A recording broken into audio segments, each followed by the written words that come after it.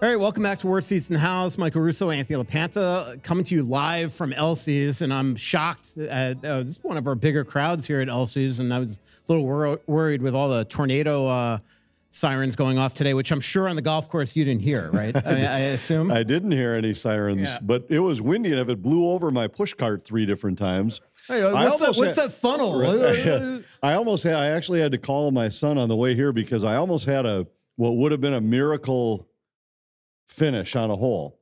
And it's a par 5 hole. It's a slope, pretty severe slope from back to front on the green. And the wind was howling back toward the fairway. And I hit my 3rd shot above the hole by about 6 feet. So I walk around to the back of the green and I stop to look at my putt from behind the green. And the wind was so strong that it started the ball rolling down the hill. So I had not yet marked the ball. I hadn't addressed the ball. And the ball starts trickling down the hill, and it almost went in. It was about 2 inches to the left of the hole, and it ended up going about 2 or 3 feet past. And I was like, it would have been an eagle if it would have gone in because I hadn't gotten to my ball yet. So the 10-second clock of waiting for it to trickle in wouldn't have started. And so I called Vinny just to say, like, would you have credited me with an eagle on it? And he, of course, argued that. Well, there is a time limit. Well, there is, except not if I'm walking from 100 yards away where my ball was. I don't know. We'll have to get the PGA rule book. Yep. It's like I'm assuming it was like Caddyshack, like one of the last scenes when it's absolutely the wind pouring was just howling, and yeah. it was amazing though. My cart blew over at one point, almost fell in a pond, which was bad, and Ariana, who I was playing with, had to step away from a shot because as she's just about to take her swing, the wind almost knocked her over. That was as windy conditions as I've ever played in. And there were tornadoes. That's why. Were there really actually tornadoes? Yes, there were tornadoes in the area. Not in Stillwater. Well, maybe. I don't know. If there was, I didn't see it. But that would explain why we couldn't figure out if the wind was going to the right or the left, if it was swirling. Yeah, maybe absolutely. It would explain it. All right, welcome back to the Common Man Show. So we should start like every show with you just going over one of your golf, one of the holes.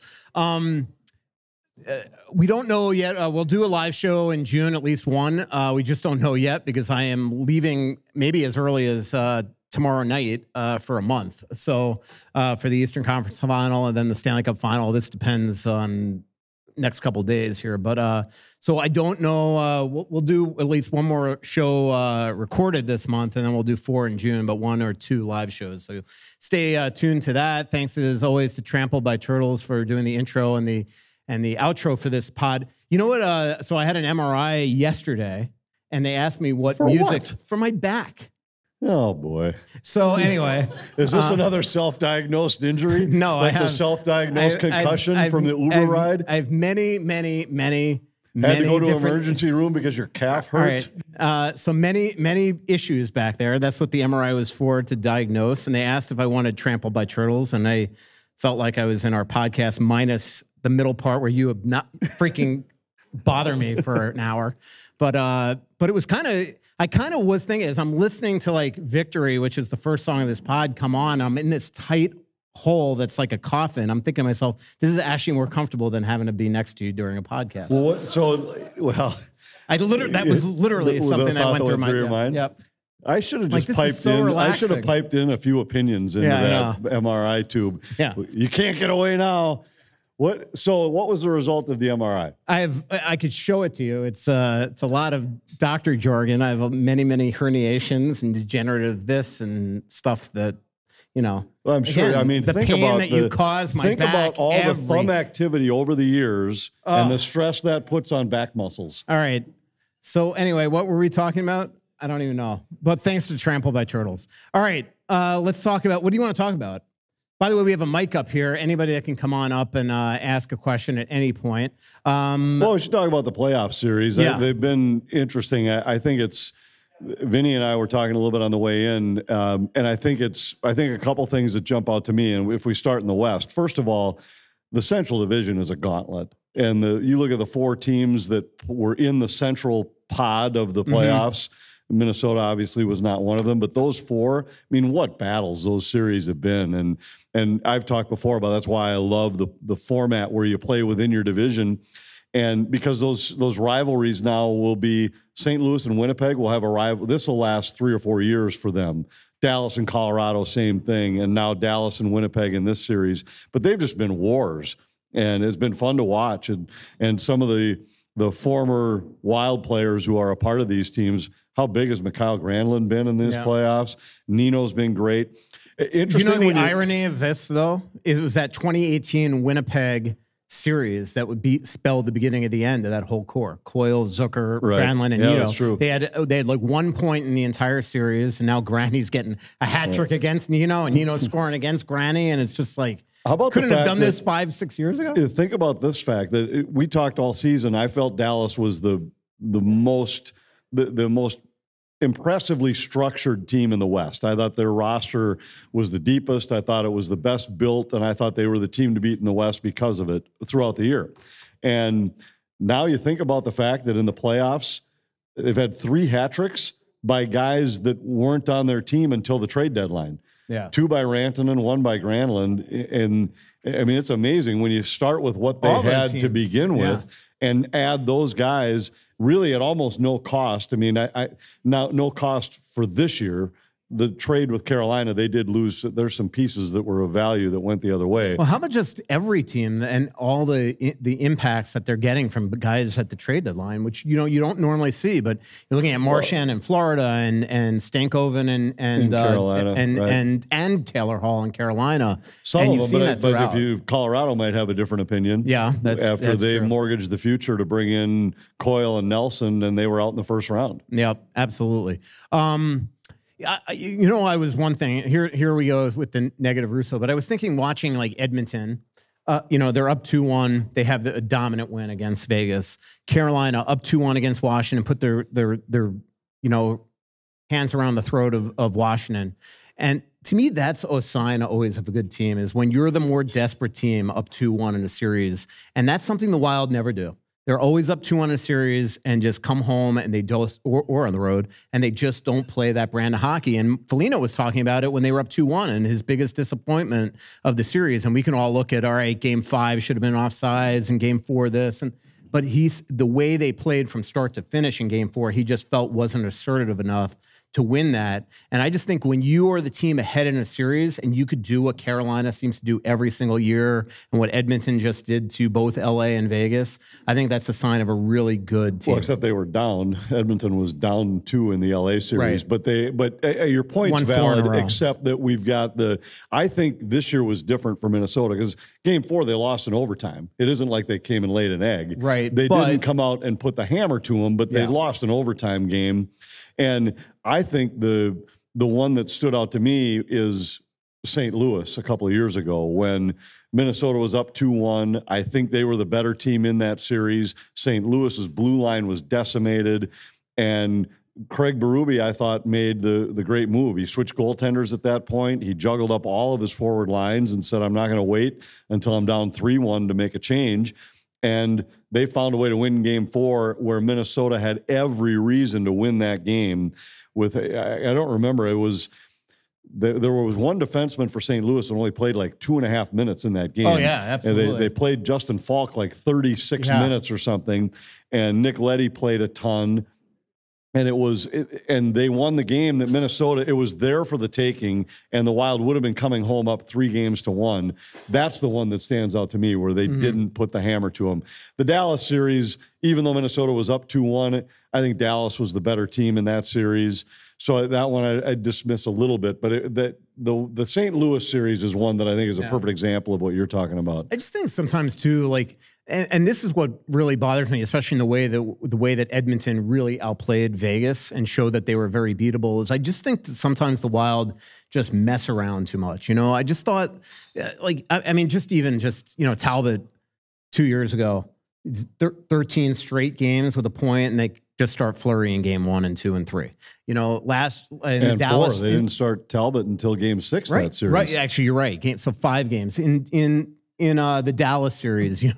Like Gustafson has this crazy double overtime win, and you start Fleury game 2, and it just seems like this series again. Just the way the whole thing with Zeev and not sitting down Gustav Nyquist, and it just seems like at times they, if they get out of their own way and let the players play, I think that sometimes you can win these rounds. I think sometimes they've been reluctant to make the bold move. And the bold move probably would have been to start Cam Talbot in that series against St. Louis. Even though Fleury had been the trade deadline acquisition, Talbot was just better down the stretch. Right. But they started It shows Fleury. you that Fleury was promised something to waive his no trade. In all likelihood. But the other thing was that then I just made the point about Berube. He's down 2-1 and switches goaltenders. Yeah. And I thought when Minnesota lost game 4 in that series, I would have come home and made the change then and gone to Talbot for game 5. Instead, they lost game 5 and then threw Talbot in for the first time in a week and a half to play game 6. Yeah. And I thought that was tough. I thought they were just a little bit reluctant to make some of those quick adjustment moves, but I don't know if I'd call it messing around. I mean, I don't think they were going into these series thinking like we've got the ability to just try whatever we want because it doesn't matter. I just think for some reason they've been a little, in this case, maybe a bold move would have been to take Nyquist out of the lineup and see what Liam Ogren had, or even just change the ice time for guys.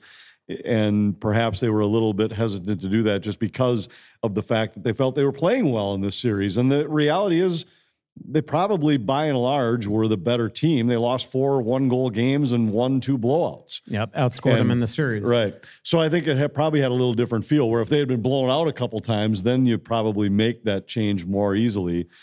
I don't know. And I think what's been interesting in this round, in the second round for Vegas, is that they were on the other end of some of the same stuff.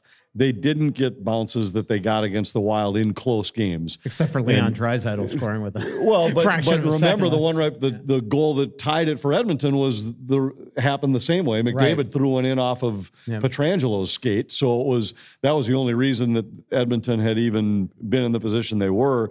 Hill doesn't make a save with the extra attacker and allows Edmonton to tie game 2 and then win it in overtime. I mean, those were just the plays that went their way in the Wild series. They went Edmonton's way in this series. And then, to Edmonton's credit, they played the last 2 games in a style that you just never see from them during the regular season, where they were heavy, they were physical, they were committed to defend. McDavid's blocking shots, and it just looked like I watched the game. It's like, are you really watching Edmonton here, or you're watching somebody like a St. Louis type team that came in feeling like they had to win 1-0? They just played the game the way they had to play in the playoffs, and they got it done. Yeah, and I do think that we'll see a very committed Oilers team in this next round. I mean, I think McDavid realizes how close and how good this team can be to winning a Stanley Cup. And after what happened to them last year in Florida, forcing a game 7 after being down 3 and then losing, I think that we're going to see. I mean, just look at him after last night. Sniping at reporters. Like this was a guy that won yesterday to go to the conference final for the 2nd year in a row, but you could just see he's got his game face on.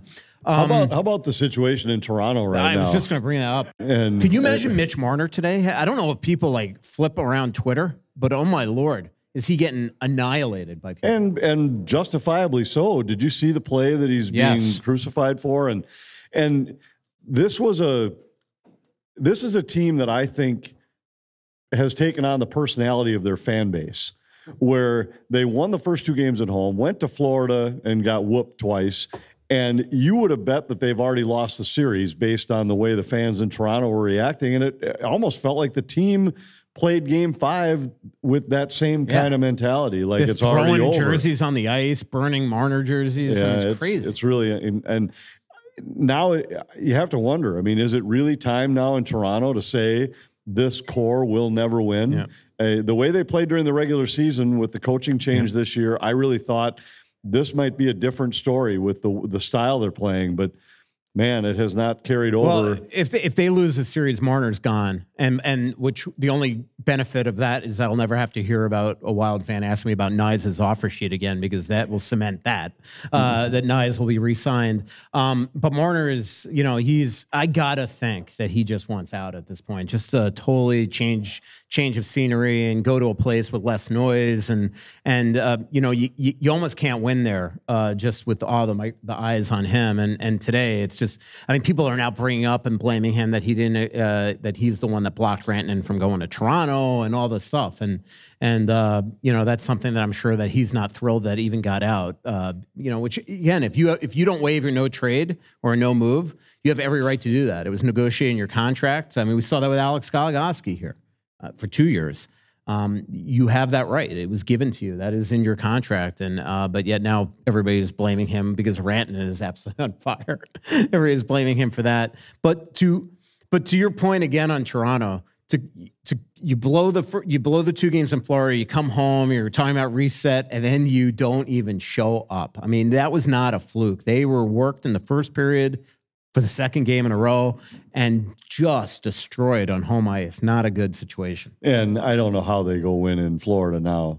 I can't imagine a scenario where they go win a game on the road in Game 6. Yeah, I would agree with you. Stranger things have happened, but you're 100% right. And then you'll be back covering hockey in Florida. Yeah, you used to cover the Panthers, I heard once. Yeah, I will be. That'll be a fun. Although I will say, I covered that Carolina-Florida series 2 years ago, and I needed a pillow. Oh my God, was it tough? Like Carolina just could not score. Now Svechnikov had torn his ACL, and I forget, somebody else was hurt in that series. I think Nate just got hurt in that series. It just, it's not the greatest brand of hockey, but it wins. That's for sure. I got an interesting question at a local Starbucks yesterday from a fan that asked me, like, all right, Rossi, Nate, tell me one player on the Wild that nobody's thinking of that could be traded this summer that none of us are thinking of. Like, who's that one guy? If you had to answer this question, I'll tell you what I told this person. If you had to answer the question, tell me. A trade, huh? Yeah, maybe Ryan Hartman would be the one that would come to mind. Yeah, I think Brodin. I just have this feeling. Like, I think that Billy would like to create a little more cap space this offseason. I think he's the easiest tradable asset. You have Boyum coming. I just think that he's got no trade protection. And then we've talked about his durability. I just have this feeling that one of their core defensemen, and we know that can only be one of 2, meaning the captain, could be on the move this summer. Totally conjecture, but this is this is the first thing that came to my mind when he asked the question. Yeah, I hadn't really thought about that. I don't know. I don't know that there's another player likely to be moved. When you say if you have to pick one, to me, neither one of those guys are. I'd say it's a 10% chance at best that one of those guys gets traded. If you traded a Broads, you can even go after like a Ryan Lindgren or something. Get like a different dynamic on your maybe. line. But, I think one of the things that this year, and I know we've talked a lot about Brodin's injuries over the years, and a lot of them have just been the fluke nature. Block a shot, break your foot. Yeah, but that's not fluke. That's happening. No, it's happening, like, but it's I'm not saying like it's not. A fluke is taking a slap shot on your balls like Zuccarello did and winding up living in the hospital for a week. Yeah, but to me, that's the same as blocking one with your foot. Guys block shots with their feet all the time, and your foot doesn't always break. One person does. Well, but not always. And I'm saying that, like, it would be different if you were talking about a guy that has had a couple ACL surgeries where the odds of it coming back are significant. And I think when you look at Brodin with the fact that he goes into the Four Nations and he's starting on the first pair for Sweden, and now he's been great in the World Championships for Sweden again. And that's a lot of hockey for a guy that is supposedly not durable and should be out of gas at the end of a season. And he was playing a ton of minutes for the Wild down the stretch and in the playoffs, heavy minutes, playoff minutes. I don't know. I'm not as worried about his durability as you are, I guess. Yeah. I am. I know you are. I mean, it's 20 to You're 30 games a exactly year. as worried as you are. Yeah, exactly. I just think there comes a point where maybe you have to make a move. I'm not saying it's that he should be traded. I'm just saying there's only so many people that could actually be a bold move that could actually get something, Do you think you need a bold move? Yeah, I do. Especially up front. I mean, I just think, and the reason why I say this, to get to the point of why Brodin came to me is I just think that I like somebody in a couple of people have tweeted me that I pretty much threw water on every single potential move in our mailbag today. And the reason why it is because the free agent class is so lousy. Like, Bill Guerin says you don't want to make mistakes in free agency. Everybody available this offseason could be a mistake if you make the wrong move, like especially at the area where he wants to improve, and that's at center. And you look at every center that's available, Nelson very likely could be overpaid and overtermed, and we know that's the one they want. Bennett's going to have to be overpaid wherever he goes. Marner, it doesn't make a lot of sense. He's not exactly a center. Giroux probably wants to stay at home. If you look at there's not a lot of sexy centers. So I think that he's going to be able to go make that bold move in a trade. I just think that he's going to have to make trades. Yeah, maybe rather than free agents. It's possible, but I also think he's made it clear he thinks Yurov's going to be here. I think when you look at their roster, if it's an addition of, and I agree with you on everything you said about Brock Nelson. To me, it's more a term issue than a per year issue with Nelson. If that term has to be 5 years, now that's a tough one. Yeah. If it's a shorter deal than that, I think the guy still has some gas in the tank, still has tread on the tire, so to speak. He can skate, and he brings what they've been saying they need, which is somebody to take some of the load off of Eriksson Ek, to be another larger body, bigger center, guy who can play against some of the other team's best.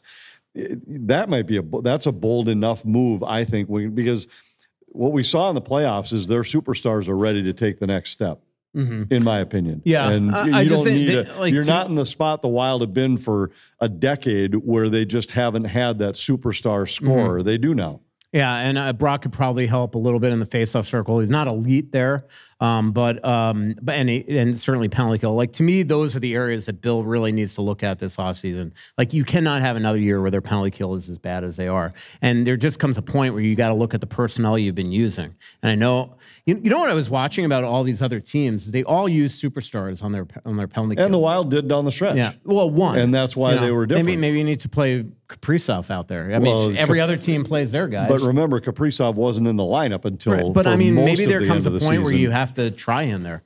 I mean, I see Draisaitl out there. I see Matthews. I see Marner. I see Nylander. There's a Reinhart, Barkov. There just comes a point where you continue. It's like you feel like, all right, if they're a bottom six forward, that you got to give them some sort of role if they're not on the power play. Who cares? If Trenyon came here on a 4-year deal and showed he can't kill a penalty, they finally took him off. So I don't think that you just have to give guys that are in your bottom six penalty kill time just to feel like they belong. I just think there comes a point where you got to figure out how to kill these penalties and you're using the same guys every single year. And I think that's what the change was down the stretch. They were, what were they, 8th in the league on the kill over the last month, and that was when Boldy started killing. Kaprizov was out of the lineup for most of that final month. So was Eriksson Ek. So they didn't really have another skill guy available to them to use down the stretch, and their kill was good enough. If they can kill at that level all season, that is good enough. Right. And maybe you see Kaprizov on it from time to time, but I don't know. I think if you throw Boldy and Eriksson Ek, Foligno was so good down the stretch on the kill. Gaudreau was pretty good on the kill. I mean, you've got some guys who can kill other than using Kaprizov and Zuccarello or guys like that. I don't know if Gaudreau was very good on the kill when I look at his numbers, and he certainly couldn't win a draw on the kill. We have a microphone up here, by the way. If you want to come on up, just feel free to come on up. Trying to think. I talked to Brett McLean today about Ogren. I'll tell you about that conversation. Wild are very close to signing Danilo Yurov, so that will be happening. And Juracek is starting to feel really, really, I think, much, much better from his lacerated spleen, and he'll have a chance to make this team next year if he's not blocked by a veteran. The weather is warming up, and that means it's time to put your augers away, and it's time to grab the boat. Let OnX Fish help you find the next best bite. The Fish app offers the most comprehensive fishing tool for increasing your success. Use the Fish app to find new places to fish and sort lakes by species, abundance, trophy, and keeper potential. OnX Fish also shows you hotspots, lake-by-lake regulations, and private and public land ownership information. Download OnX Fish on the App Store or go to onxmaps.com/fish to get more information about the app that is changing the game.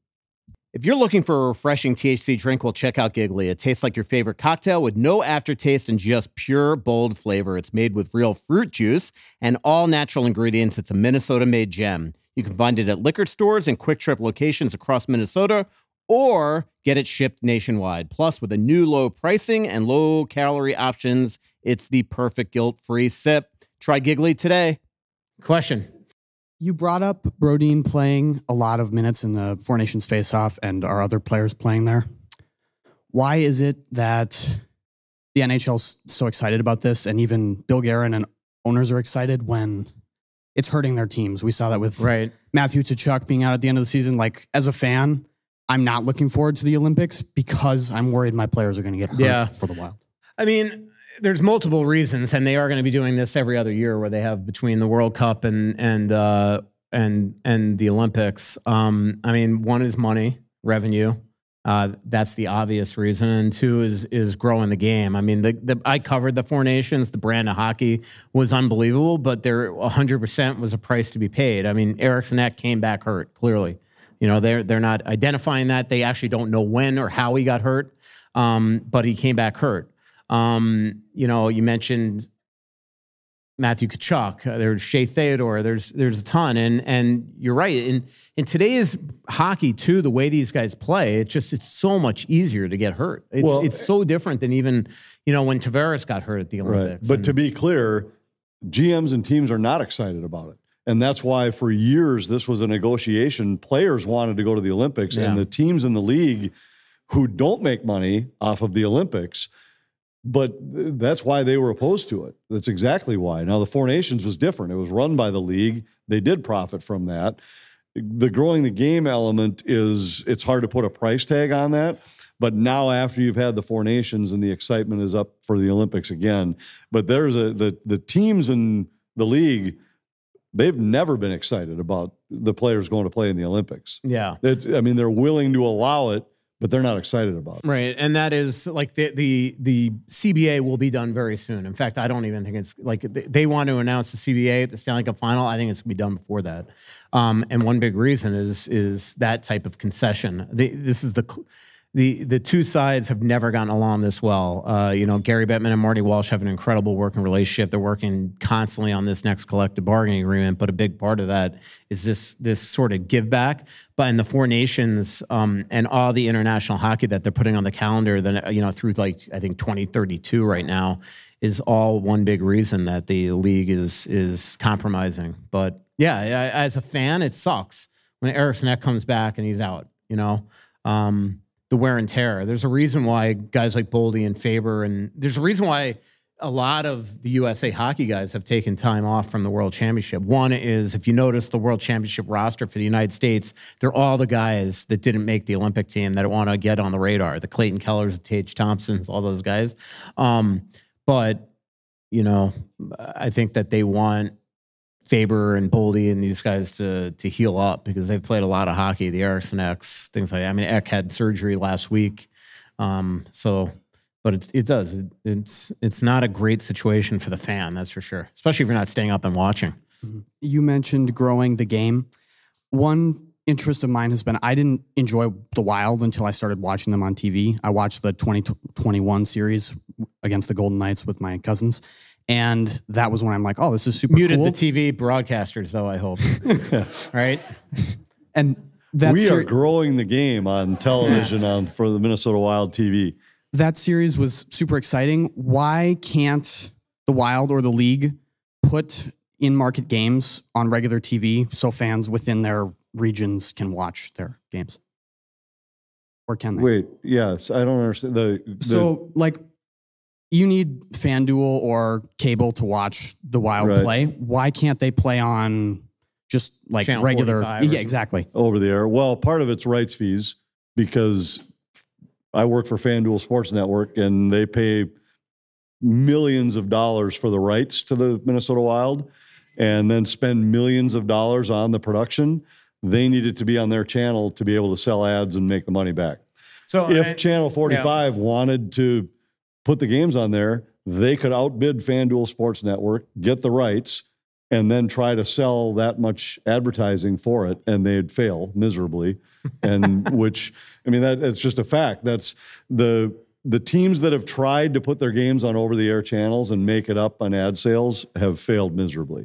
There are, I mean, many teams now are starting to do the whole stream, but even still, like to your point, you're not, I mean, the Twins, right? I mean, you're not, when you're the ones producing the games and spending that money, there's no way to make that up in just subscriber fees and things like that. So subscriber fees is what you have to make it up. You can't make it up in ad sales. And but you're not getting that back in subscriber. Like there's no, if the Wild next year just, charge $20 a month on wild.com to watch, they're not going to make nearly as much as what FanDuel is paying them to put it on. So if all of a sudden in a month or two, they announce they're back on FanDuel, that's why. Because they know they're getting that rights fee, Anthony.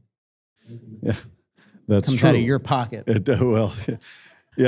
Trust me when I tell you that the whatever the fans are paying for FanDuel Sports Network grab some merch if you want. is not going into my bank account. But come on up and ask questions. Otherwise, we'll just keep on blabbering about the Toronto Maple Leafs, which I don't think everybody came here to watch. Counselor. Yeah, we knew you were without a briefcase full of important papers. I have the back in the old show when you come to Hell's Kitchen, I always ask about Charlie Coyle and stuff. That's what I remember about you. Listen, I wish we had Coyle and Zucker and Nino back. Coyle's available. You could probably get him. Yeah. So just a couple questions. First, are any of Chisholm, Merrill, or Brazeau going to be back with us next year?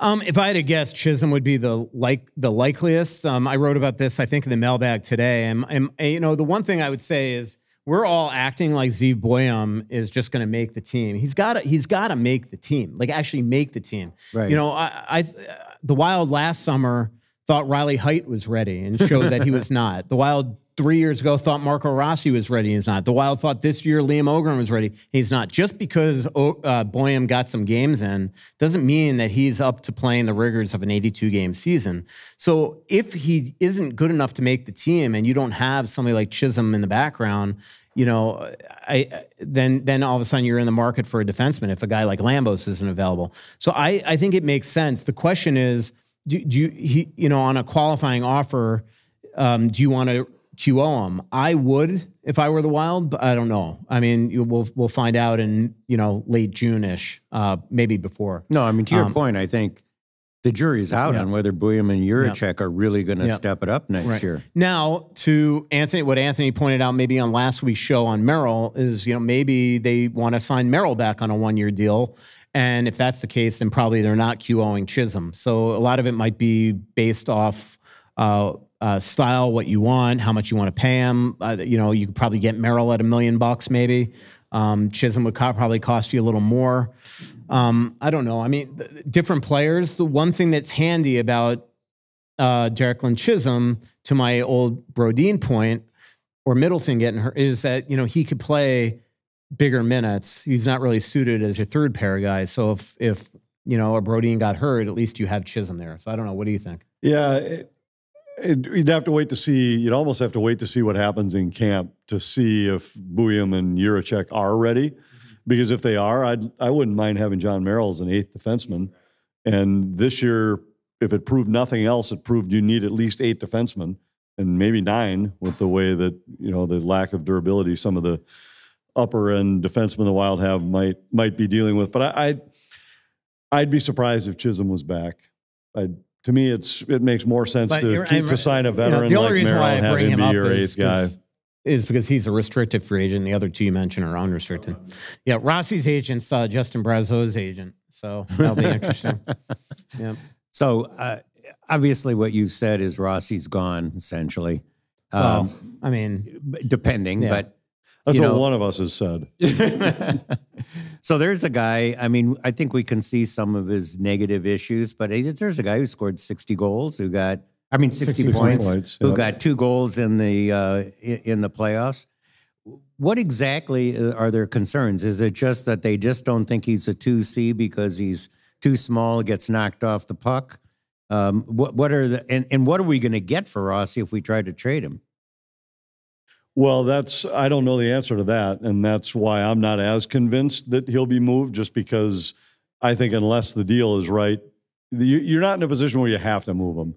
I think they wanted to see more from a competitive standpoint into the postseason, and I wasn't as disappointed as they were in the way Rossi played. He did have 3 points in 6 games, which is the same number that Kaprizov had in his first playoff, almost as many as Boldy had in his first 2 playoffs.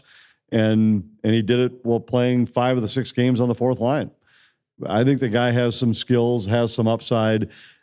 I think they might have a different type of player in mind. That's the only reason why I could see that's what it comes down to. But it has to be the right deal. Right. It's so different. I think they feel he's a tweener. They don't look at him, especially the way they're, they want to upgrade their center position, and they got Urov coming.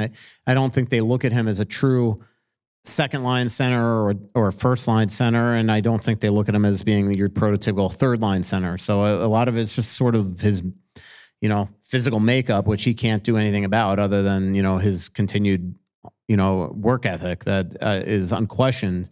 But it just, what he can do is something that it seems like he can never live up to what they want him to do, if that makes sense. So the one thing I disagree is I don't think this has anything to do with the playoffs. I think that they made up their mind well before this, which is why I've been talking about it for a year, The difference also this year is while he's a Group 2 free agent, which is why they were trying to deal with it last summer or considering dealing with it last summer, is that now he's offer sheet eligible. Yes, he's ARB eligible, and he could choose to bring him to ARB or vice versa. Doesn't mean that after July 1 you can't shop. You starting June 30th. Ian Pulver's allowed to shop for an offer sheet too. And there might be a lot of teams out there that look at him as being somebody that they'd want to sign. And so that's why I think that if you move him, it's going to happen around the draft. So we will see what happens. I mean, again, when Bill Guerin says at that presser last week that he wants to upgrade the center position to help out Eriksson Ek, he's almost, subconsciously pointing out, like, I'm not even considering Rossi here in the future, because why is he also not the upgraded center not helping out Rossi? So that's just it's a shame, but that's just that's the way their makeup as a team right now. So, other questions? You don't want counselor? You don't want a shirt or a hat? Give it to your wife. If she exists. We still have yet to see her. I've met her. So, yeah, Logan Airport. Michael, I got to start this by saying we insulated your house. Oh yeah, thank you. Here in my home, so and it's done. It's been nice and toasty. I bet. Yeah, nice I appreciate it. It's holding up still. Yep, good. So I got these the heads of nails popping through. That's not your That's purview. drywall. Okay, nope, all right, cool. Different. All right. My question was, I read your mailbag today, and I won't put it out there so everybody has to go to your part athletic. 2 Saturday. Is there anybody out there for selfish reasons that you'd like to see the Wild pick up in the offseason, whether it be trade or free agency? I mean, you threw out a few names in the mailbag. Yeah, I mean, selfish reasons. I don't know. I mean, like, I would like to see them upgrade their winger position, but I also don't think that they should go out and give out hefty terms. So if you could bring in, I mean, it's not going to happen, but like Patrick Kane's going to probably resign in Detroit. But if you could bring him in on a 1-year deal, on Brad Marchand on a 1-year deal, even a Corey Perry on a 1-year deal, whom the Wild tried to sign a couple of years ago, I actually think that would be a decent move. Term is the big thing in this free agent class that I just don't like. I look at these names right now, and teams are locking up their guys well before it gets to UFA. So then when you get to UFA, you're sort of getting the scrap heap of, Yeah, well, I agree with that. I think this free agent class is one I'd be afraid I'd be afraid of almost every guy, how much, and that's what they're going to get. You talked about it earlier that everybody gets overpaid on July 1st. They just do. And this year, I think they might get overpaid more in years than in dollars per year.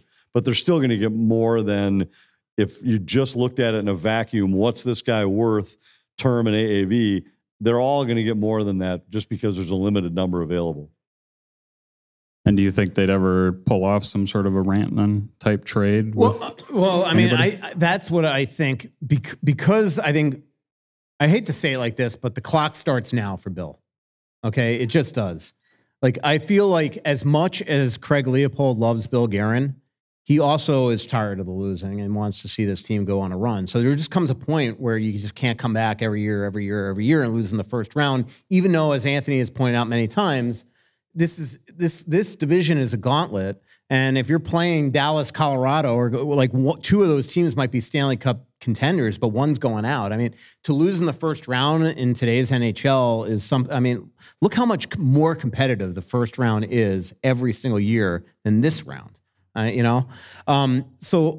but I just think that because of that, because Bill knows that everybody's been waiting for this time, but yet this is the free agent class in front of him. I think the only way that he could be bold this offseason is to make some sort of big move. Now, could it be Rantanen, that type of move? I don't know. He's given up a lot of picks and prospects and things like that. So I think that the move that he would make would be more for a young guy that could build in that process. Somebody that might pay a lot of money right now, like a JJ Peterka is a good example of that. Like, I think he's going to try to pick apart Buffalo, whether it's a Tage Thompson or Peterka, something like that. I think that the move that I'm expecting this offseason is some sort of big trade. So, do you want spotless dishes, softer laundry, and better tasting water straight from the tap? Well, you can get all of that with a Connecticut water treatment system from Aquarius Home Services. You can have worry-free water throughout your home for less than the cost of my daily coffee habit, and trust me, that's a lot. For a limited time, you could save up to 25% on a new Connecticut system. Plus, get a free water analysis. How do you do all of this? Well, go to AquariusHomeservices.com for details. That's AquariusHomeservices.com. Aquarius, earning the right to be recommended, and don't forget to mention that Russo sent you.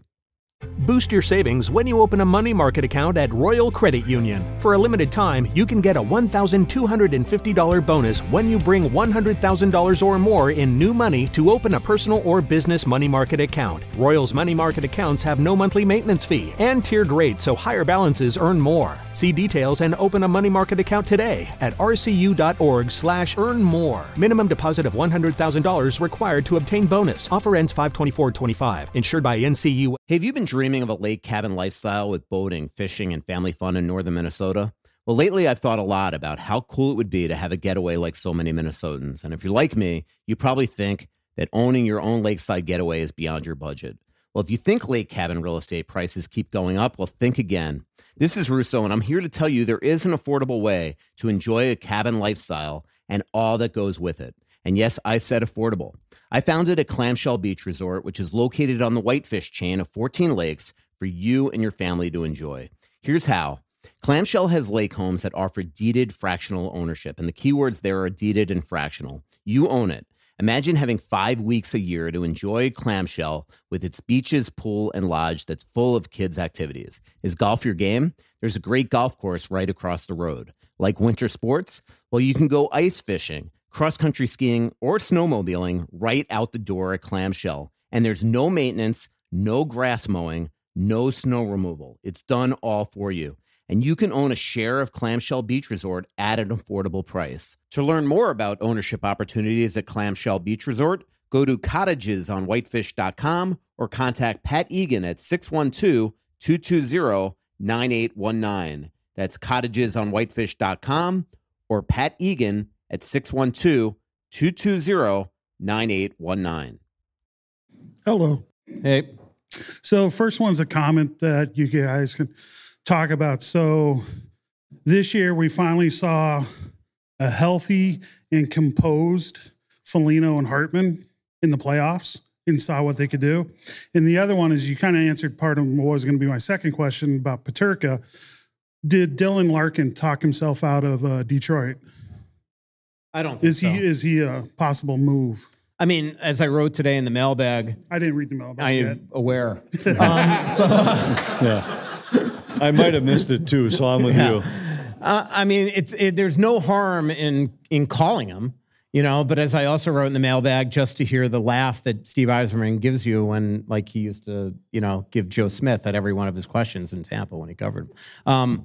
But no, I mean, look, I don't, and when I say no, I'm not saying it like I know. I don't think that Steve Yzerman, just because he's had a little disagreement with Dylan Larkin publicly, is just going to trade his $8 million captain that's an absolute stud, that if you're going to win a cup, you're going to want him leading you there. Like, just because that Dylan was frustrated that they didn't make any trade deadline moves. Steve Yzerman could wrap that up by bringing him out to his country club in one afternoon and fix everything there. And they probably need to have a heart-to-heart and all that stuff. And I love the honesty of Dylan. But I don't think that is talking your way out of Detroit. But I think what it does show you is that players in Buffalo, whether it's Rasmus Dahlin or Tage Thompson, Dylan Larkin and Lucas Raymond and these guys in Detroit, they are tired of losing every single year.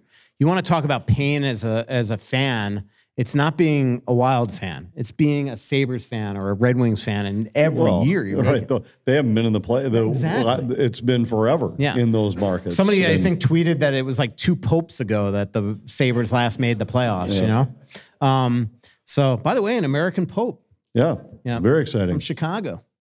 I almost had this like this when I heard that he was an American Pope and watched all these like documentary, news documentaries on him. I almost pictured him like calling up Ditka's that after, hey, you know that reservation I got tonight? I need to cancel. I just became the Pope. Anyway, but you know what I mean? Like, I just don't buy. But if you're Bill Guerin, you might as well call. Like, what if you can? What if you could trade Rossi and Ogren and first for Dylan Larkin? We know that he loves Dylan Larkin. Guy's 26 years old. Like, yeah, you might as well make the call. I just don't think that he talked his way out of it. And what was your other question? Oh, I'll let you handle that. Yeah, I mean, there's no question that what they saw from actually Ryan Hartman, I think, is a different story. What they saw from Hartman is more like the player they saw, 3 years ago when he scored 34 goals. It's nothing they hadn't seen from these guys before. It's what they saw from Foligno all season long. He was terrific all year, and really was terrific 2 years ago when he lost his mind for a week and a half in the Dallas series. And that was the exception rather than the rule with him throughout his entire time here.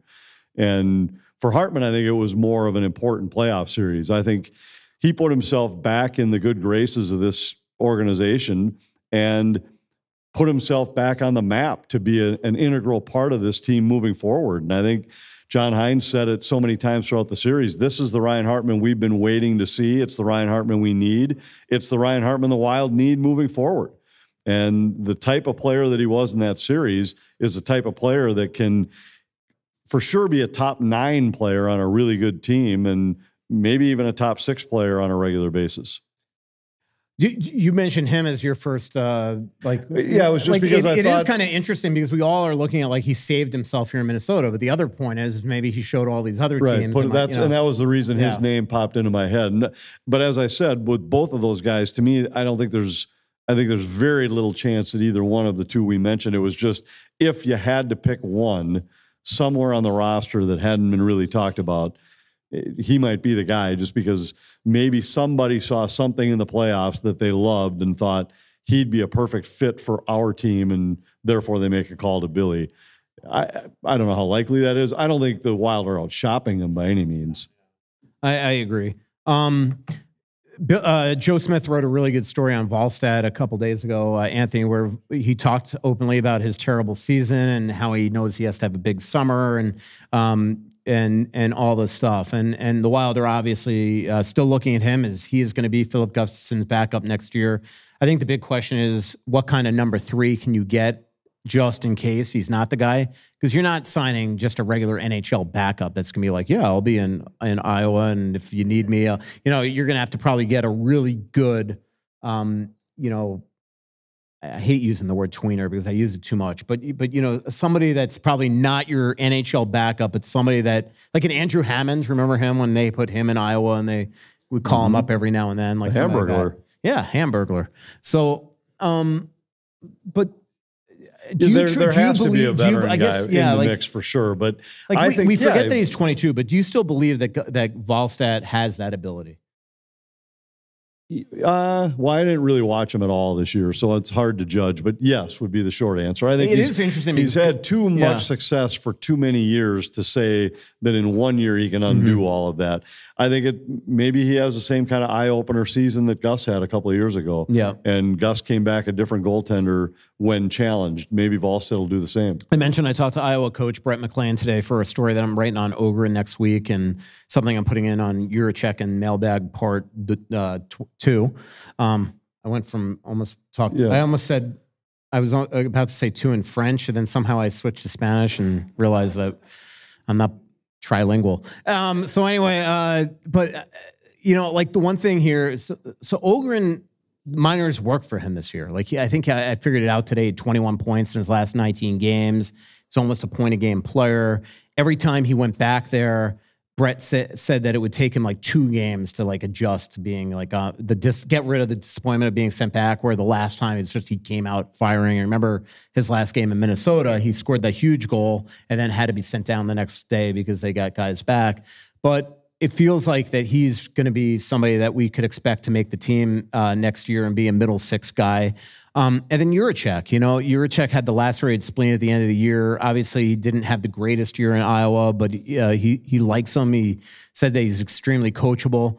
He's somebody, when you give up the haul that they gave up, you've got to figure out a way to play him next year if he deserves so in camp. You can't have Zach Bogosian blocking him, because right now it feels like Bogo's kind of blocking Juracek. Juracek's definitely blocking David Spacek. You know, it just feels like, you know, they've got to figure out a way to get him playing. I just hate the term blocking. I mean, you don't get blocked. You get outplayed. Get blocked. So if Bogosian outplays Juracek, then he's not getting blocked. He's being outplayed. And Juracek is... Let me just, but again, I look back at those early Wild years where you had Parisi and Suter and Stahl and Koivu, and these guys were all in number 1 power play. There was no chance at the beginning of their careers for Coyle and Granlund and Zucker and all these guys. Maybe Granlund's the wrong example because he eventually wound up there. But they, you know, never got that ability to maybe become the players that they could have been, because they were always second unit and, you know, second, but third they were line. never better than those guys. But a lot of times Granlund was, and therefore he landed there. I don't think that's true. Sometimes when you sign $98 million deals, that rules the roost. You know, I mean, it does somewhat. But I mean, do you really think Zach Parisi was going to get outplayed by Charlie Coyle on a power play? I guess my point is that I don't care if Zach Bogosian looks like the second coming of freaking Charlie McAvoy in camp next year. David Juracek needs to get ice time next season. But if he's not better than Zach Bogosian, then are you really going to say, okay, we're in a playoff race, but this guy someday is going to be better than Zach Bogosian, so we're going to play him? I mean, there's a fine line. One guy's the future and the other guy's the past. No, there's no question that one guy's could be a part of your future. We don't know that for sure yet. He better be. But, well, I mean, they have a first, second, third. As I wrote today, they gave up more than the compensation to sign a $9 million player on an offer sheet. Once you've done that, it's a sunken cost. Like, you've already spent it. It's gone, no matter what this guy does. But as you and I both know, there's pressure. Well, you were just the one about 20 minutes ago saying that they made a trade for Marc-Andre Fleury and therefore played him instead of Cam Talbot in the playoffs, even though Talbot was better. Right. And so it doesn't matter what you gave up to get a guy. What matters is who's the better player right now. And what my point is that the past history shows that they freaking made the mistake then. And I'm not trusting that they're going to fix that mistake next year. Right. And I'm saying that it won't be a mistake. If Juracek is better than Bogosian, he'll play. And if he's not, he shouldn't, and he won't. But if they're close, then you play the guy that's a part of your future. There's no question. I just think that coming into camp, you've got to have one guy identified as your 7th D, and that needs to be the guy with the beard. I think that's what they will do. I think they'll come in giving Buyam and Juracek every chance to they'll come in not saying it verbally, but saying these guys are in our top 6 unless they play their way out. And if Juracek plays his way out, that's on him. This won't be that Zach Bogosian came to camp and played like Charlie McAvoy. That isn't going to happen. They know what Bogosian is, but if Juracek comes to camp and doesn't play better than that, then he shouldn't be in your top 6. It's going to be really interesting with Juracek. How many games you want to lose to say that, yeah, but this guy someday might be better? Well, at some point you got to play these guys. If you're willing, like, I guess, like when you give up the amount of haul that they give up for Juracek, knowing that Boyan was coming and knowing you just signed Faber to an $8.5 million deal, they're paying Faber $8.5 million now to never be on the number 1 unit. And they just gave up the price of an immense amount of capital to get Juracek, and he's never going to be a power play guy here. I guess it just seems like I don't know, what's the plan there? Like you better hope then that David Juracek and Brock Faber turn into the most elite penalty killers ever. And we know that Faber hasn't become that yet. So there just comes Juracek's unlikely to become that. Yeah, well, he's not going to be a number 1 power play guy. So I just, I guess I'm confused by some of the moves, So we'll see. Yeah, guys have to earn it. Yeah. Oh, they earn it. You would have had Ant in the freaking G League or something until he earned it. He makes more shots than the guy next to him, so he's going to play. Yeah. Ant's a 20-year-old prodigy, but he's got to earn it. And, Slow-Mo's got to play ahead of him until Ant earns it. I don't even know who Slow-Mo is. I know that. Question? Changing the subject guy? a little bit. Isn't that the guy's nickname? Slow-Mo. You see? I'm a Wolves aficionado. I haven't seen much. Now that the majority of the You're going to have a buyouts... heart attack when they are parading down Hennepin, the Wolves, I over your will precious absolutely Wild. not. I won't be watching the parade, but I will not have a heart You're attack. going to be out there in the middle of it on a float. now By the way, the Wolves are winning the NBA championship. Telling you right now. How great will that be when it's the Knicks versus the freaking Wolves after that giant trade? Tibbs versus Finch. It's going to be amazing. I'm going to have to figure out a way to cover that. might be the only Minnesota sports worth watching at that point. Yes, exactly. Now that the buyouts are mostly over, do you think the sentiment around Zach and Ryan will change as time goes on, or do you always think there'll be kind of like a bitterness to that? I hope it changes. They didn't do this. Like, they didn't buy themselves out. They signed. Ryan did cross-check Kirill in the ribs. Oh, yeah. So that, Ryan's he's a hard player. That's a cool shirt. Look at the cuffs on the, like, we got to get some of those back in the merch van. Guys, I didn't even know we made those worst seats in the house shirts. How old is that shirt? Maybe like a year and a half. Wow. I think you made that. We got to find that. Yeah. I didn't know I we swear had I'm not those. plagiarizing. This is legal. I really am not aware of anything that we have.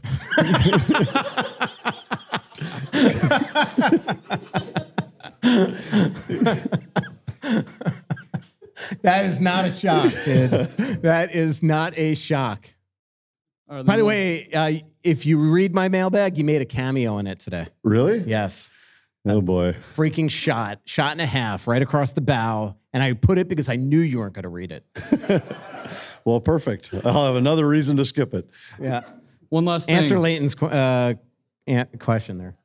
My brother's a massive Patrick Kane fan. Like, do you think that, at some point we got a Parisi Suter question? I think it depends. I think Zach Parisi probably will be eventually looked at as what he was, just one of the hardest working players that the Wild had, and a gifted scorer, and really, for the most part, a good guy. And Suter, I don't know if he'll ever overcome the bad guy, the villain reputation, because I think a lot of the perception is that he was the reason the two of them had to get bought out, because of he was stirring the pot behind the scenes, and then the cross-check you mentioned. I don't think a lot of Wild fans loved the way he played after he left here. He hasn't had really good things to say about the Wild. Parisi's just kind of been quiet. So I don't know. I think Parisi more likely than Suter can be rectified, but we'll find out. I'd have to personally agree there, but the one thing that I do hope fans do realize is that they worked their ass off for this organization. Like, they played well here. It's not their fault that they didn't win a cup. No, and they changed the organization. Yeah. I mean, we talk about this 11 playoff appearances in 13 years. that started with the year they arrived. 100%. And, you know, that they weren't making the playoffs that often prior to that. They had made the playoffs 3 times in the history of the franchise prior to that. And a lot of things happened that affected this team during that tenure that you had no control of. A global pandemic, a work stoppage the year before that affected, that stalled the cap. There's one other big one.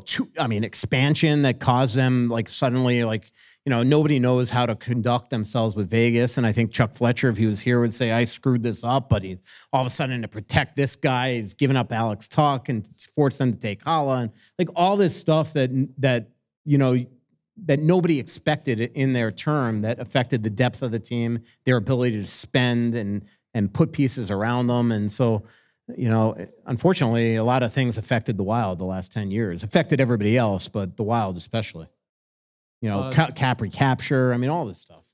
Like the Wild don't buy him out if that retroactive cap recapture is in. And we're seeing right now with Parise being out of the league and retiring early, the Wild would have been absolutely slaughtered by cap recapture, you know, so.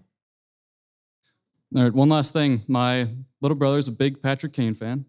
What was the dollar amount and term that would pry him out of Detroit and away from every other contender who he probably has a better chance to win a cup on? Yeah, I think he's resigning there. I think he wants to resign there. He said there's mutual interest. I don't know if it gets to the point that you could even offer him that dollar amount. My guess is he's going to re-sign there at like 1 times 3 or 1 times 3.5 or something like that. He could still play. He had a good year. The other reason why, as I wrote today in the mailbag, that I don't think that they're going to want to let him go is that the only thing that was remotely adequate about Detroit this year was their power play, and he was a huge, huge part of that. Everything else about their game sucked, including their goaltending with the guy that I mentioned earlier. So. They did get a little spike when they changed coaches where it looked like they might be a legit playoff contender, but then in a conference where everybody tried to miss the playoffs, they still couldn't make it. Yeah. Which is really disappointing. I mean, if you're Detroit, you have to be wondering, like, how in the world did we miss this year? Yeah. But I think Kane would be perfect here, but I just don't. And I think the Wild, if he was suddenly available, would be very intrigued by it. I mean, I haven't asked anybody, but I would assume, because I think there is a lot of respect from Bill Guerin to him. Now, there's always hurt feelings too. Like I know that Patrick wanted to be part of that Four Nations roster. He didn't make it. Would that ever, if he got to free agency, would he look at Bill Guerin like, I'm not freaking returning his call? You know, I mean, you never know, right? That's just sometimes the price of doing business. A couple more minutes left in the show. Any final questions? It's got to be. You all trekked out here in a tornado that Anthony didn't even know about, and you don't even come armed with questions. It looks sunny out now. Yeah, I know. It's super nice. What else? I mean, so your gut, if it's Florida, Carolina, let's see, is Carolina up right now? Tied 1-1. If it's Florida, Carolina in that series, I think Florida wins. You have to take Florida. I love the way Carolina's been playing in the playoffs, and the one thing they'd have working in their favor is maybe a little less wear and tear. Florida's had a couple emotional series, even though the Tampa series was shorter than I expected it to be, where Carolina really hasn't been pushed yet by either New Jersey or Washington. Totally agree. And that's actually one of the reasons why I think Edmonton's got a shot, even though I think either one of Dallas or Winnipeg, in my opinion, would be I'm assuming it's going to be Dallas. I think Dallas is the better club, but Dallas has had to go through Colorado and Winnipeg, where Edmonton had played a very different series against LA and then a short series against Vegas. Jake Ottinger has been unbelievable. It's really cool to see, especially his big contract extension kicks in next year. You got to get that lower, Mike.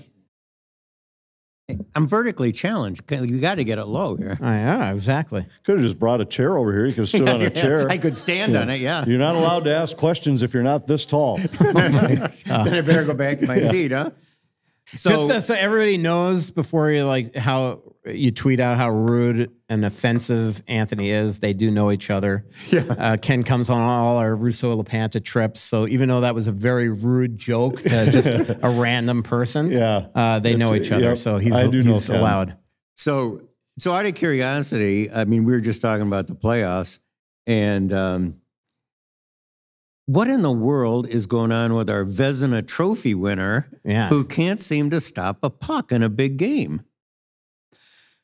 I don't know is the answer, except for the fact that this is not the first time this has happened to him in the playoffs. 3 years in a row. This is 3 years in a row where he's played this way. I think he's got it around his neck, right? Yeah, it might be, and it really, when you think about it, if you would have said going into that first round series, he's going to get pulled in all 3 games in St. Louis, and yet you're still going to win the series, nobody would have believed you.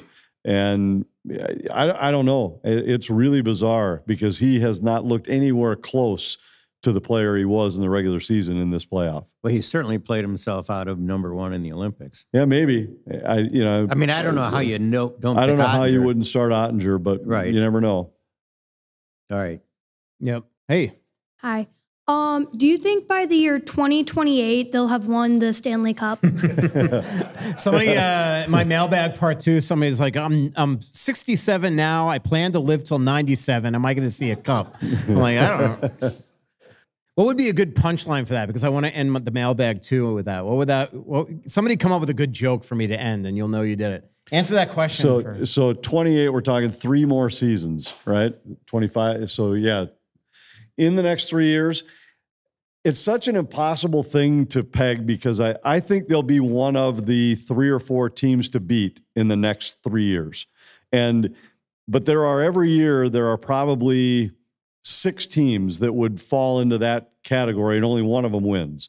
One of them stays healthy through the playoffs. One of them gets the big save at the big time. One of them gets the bounces and the breaks. To say, will the Wild be that team one of the 3 years? I mean, the odds would tell you no, but I think they'll be one of the teams to beat in the next 3 years. It has to be the next 3 because then there's going to be expansion. So then there's going to be 34 teams and 36. Now it's like, to your point on the odds, I mean, the only thing I would say is I really hope so because, like, you know, like for all of you's sake, like it is this fan base so deserves a long playoff run.